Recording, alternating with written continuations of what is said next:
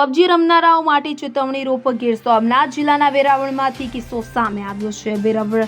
વેરાવળના Dari toll plaza નજીક આવેલ નિરાધારનો આધાર આશ્રમની ટીમે એક વ્યક્તિને રખડતી હાલતમાંથી પોતાના આશ્રમે લાવી માનસિક સ્થિતિમાં સુધારો લાવી પૂછપરછ કરતા પબજી ગેમ રમવાની લતના કારણે આ પરિસ્થિતિ થઈ હોવાનું સામે આવ્યું। જે બાદ આશ્રમના સભ્યોએ યુવકની પરિવારજનો સાથે મિલન કરાવતા લાગણીસભર દ્રશ્યો સર્જ્યા હતા। સમગ્ર માહિતી અનુસાર વેરાવળમાં પબજી ગેમની લતનો એક ગંભીર કિસ્સો સામે આવ્યો છે, જેમાં વાંકાનેરના જામસર ગામના 33 વર્ષીય સિદ્ધરાજ દેલવાડિયા માનસિક રીતે અસ્થિર બની ગયા હતા। બાળકોના પિતા એવા સિદ્ધરાજ પબજી ગેમની લતને કારણે 3 મહિના પહેલા ઘરેથી નીકળી ગયા હતા, કે જેમને વેરાવળના નિરાધારનો આધાર આશ્રમે શોધી કાઢ્યા હતા। ત્યારે આશ્રમના સંચાલક જનક પારેખના જણાવ્યા મુજબ એક સપ્તાહ માટે આજોઠા ગામ નજીક હાઈવે પર રખડતી હાલતમાં મળી આવેલા સિદ્ધરાજને આશ્રમની રેસ્ક્યુ ટીમે બચાવી લીધા હતા। આશ્રમમાં સારવાર દરમિયાન જાણવા મળ્યું હતું કે તેઓ પબજી ગેમની લતને કારણે માનસિક સંતુલન ગુમાવી બેઠા હતા।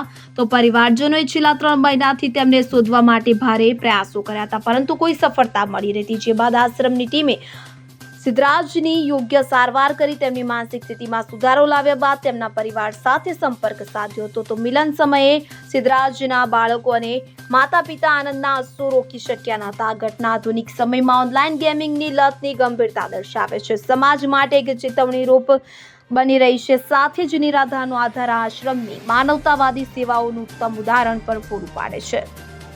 Bureau report CN24 news. હવે જુઓ દેશ દુનિયાની તમામ ખબરો તમારી આંગળીના ટેરવે।